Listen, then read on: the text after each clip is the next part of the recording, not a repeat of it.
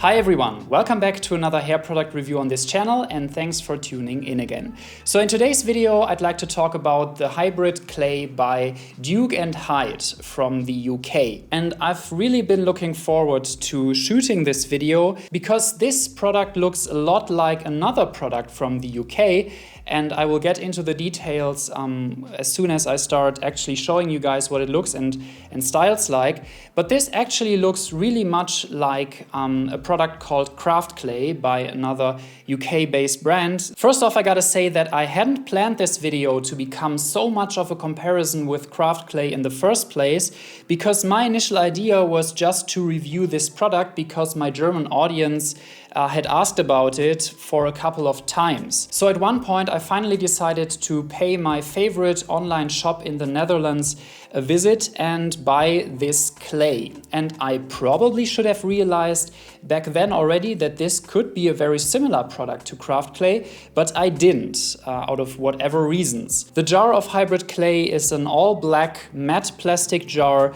On the front it states the name of the brand as well as the name of the product and what it's supposed to feel like in your hair. On the top you have these two arrows that are crossed, which is their logo, I think, and on the back of the jar you have the directions as well as some basic information like ingredients. Everything you see here is printed on the jar itself in a bright white color, so there are no stickers, nothing that could probably take damage from moisture or product residue or anything. And that's something that I really like because it feels more premium, it's easier to clean, and it just looks better compared to the usual stickers that you will find on hair care products. But then again, this print on the jar itself thing is exactly what I liked so much about Craft Clay when I tried it for the first time. I feel like the only difference with this Hybrid Clay is that they seem to have switched the product name with the whole description. On the Black Label product it says that it has a strength of 5. On the Duke&Hyde product it says that it has a maximum hold. I honestly don't see too much of a difference there. One thing that is different though, and that is also worth mentioning, is that Duke&Hyde decided to put the ingredients of the product on there. This is something that I always missed and couldn't understand about the Black Label products. At least when I used them. I don't know if that's any different today, but I never knew what was actually in there because they didn't print the ingredients of their products on the jars. So printing the ingredients on there is a really good take on transparency, so that's something that's really noteworthy. Getting the product into your hands, you will see that the Duke&Hyde Hybrid Clay has a really unique consistency because the consistency is really tough and waxy and thick, and it almost feels a little bit like chewing gum. If you don't heat it up properly, it's basically going to be very hard to break down, and you can even make the product stick back to itself and remove it entirely from your palm if you don't apply enough heat.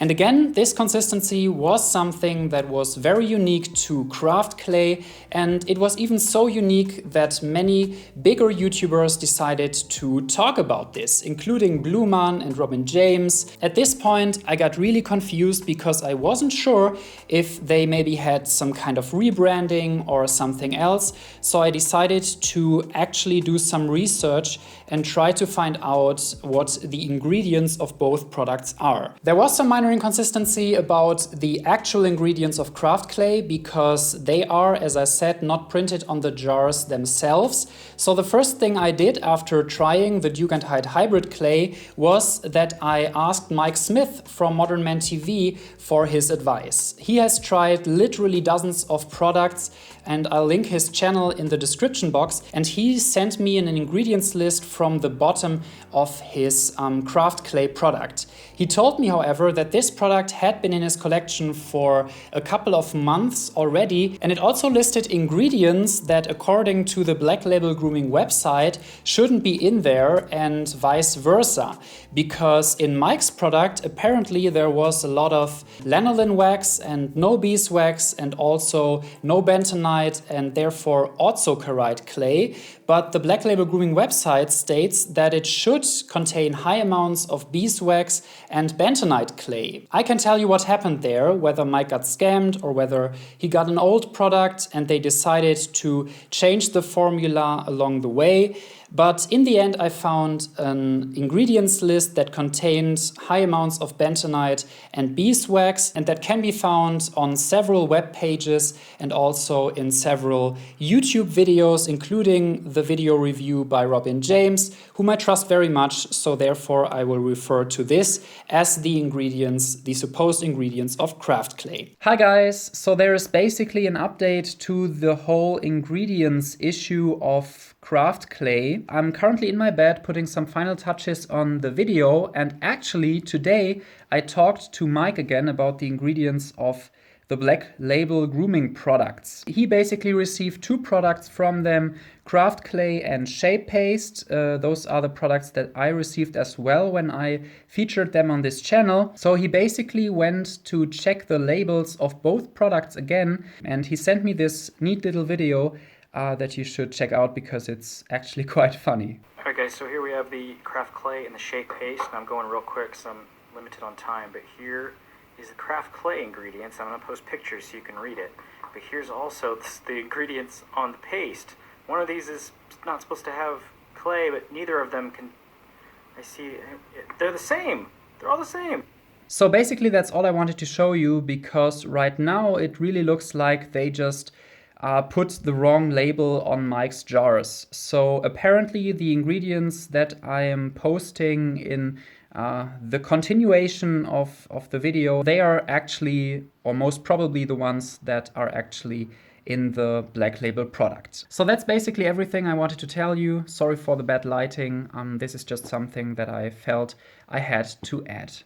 Looking at the ingredients list, you can immediately tell that both products share a lot of ingredients, and especially the main ingredients that are used for each product, which wouldn't be so bad because everyone uses beeswax, kaolin and bentonite clay nowadays. But they also use them in the same order, which tells you something about the fraction that each ingredient is used in the product. Since ingredients lists are usually ordered from the product with the biggest amount used to the product with the least amount used, and the ordering is exactly the same except for maybe switching MCT oil with cocoa caprylate or switching jojoba oil with sunflower seed oil and adding some charcoal powder. Therefore, regarding hold and shine, there are only tiny differences between the products and they are almost indistinguishable from one another. So with craft clay you're getting that super matte but still very texturized finish. And with this one, I gotta say it's a little bit more on the natural side and also a little bit more shine. So it's not 100% matte, but a little bit more shine, which is maybe because of the cocoa fatty acid that's in here instead of the MCT oil. And also I think, or I felt that during my test that this one didn't have as much hold. So maybe there's a little bit more beeswax in it compared to the bentonite. Both products have more of a medium hold, but this one was, in my opinion, a little bit weaker.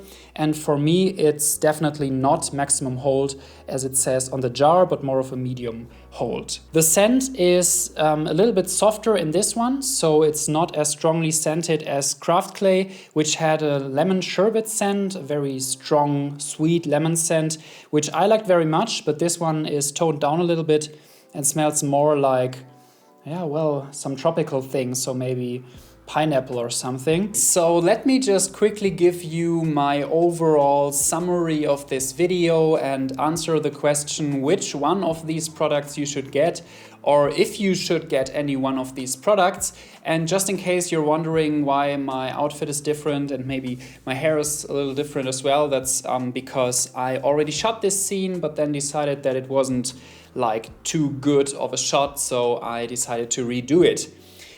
In general, I think it's really important to stress that comparing this product to craft clay and seeing all those similarities does not mean that this must necessarily be a white label product, A, and B, must also not mean that it's necessarily a bad product. And if you got that impression, that was definitely not my intention. So before I did all of the research about ingredients and stuff, I of course emailed Duke&Hyde directly because I wanted to know if they maybe had some kind of rebranding. I mean, in theory, it's possible, right? And they basically told me that they hadn't tried craft clay at all, that they hadn't heard of the brand, and that there might be similarities, but that the formula is theirs and so on. And I mean, it's up to you if you want to believe that. The decision if you want to use one of these products or which product you want to use depends mainly on what your hair type is and also what kind of scent you want, because the finish is actually the same, the texture is the same, the hold is the same, and there are very minor differences between the two. So it mainly depends on which kind of scent you want. For me personally, I won't continue using the Duke&Hyde product, and I also probably will not order the craft clay again, mainly because they both have more of a medium hold and there is just better clays out there for my hair type. However, if you have shorter hair or thinner hair than mine, then they might work pretty well for you. In general, the opinion about craft clay seems to be very diverse. So Robin James, for example, really liked it, and Bluman, on the other hand, didn't really like it. And with them being basically the two extremes of hair types here on YouTube, I'll let you decide if the product or one of these products is actually suited for your hair type. Another thing you might want to take into account is the customer experience with both brands.